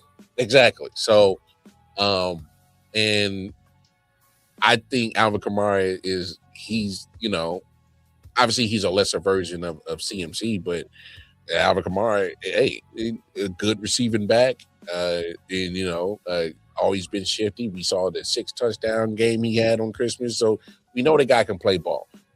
It's just that if you're Seattle and you don't want to jump up there, to get the last 2 years out of Alvin Kamara, call it a wrap, but you need to do something at running back position. You need to do it ASAP. So, yeah. No, and I like that move for them. I think that if a team is looking to get a running back in the market, that what the Seahawks are, I think that match between the two of them does work. Yeah. So I could see them doing that. Yeah, we'll see. But hey, man, hey, this was a great episode, man. Great stuff to talk about, man. Some great things, some nuggets in there, man. I'm geeked up about this draft. I can't lie, man. This is going to be so much stuff going on. I'll get back to you if we can live stream it again. Yes. Usually on Thursdays, I usually be working. So yeah, we could do some mocks too leading up. Oh yeah, we'll definitely do some mocks leading up to it. But it's going to be great as Bobby gets his last punch in and shot up on you. He said, "Is that a leopard skin tie?" He said, "Like Millennium Morpheus." Bro, this ain't even leopard skin, bro. This ain't even leopard skin. It costs more than your whole house, bro.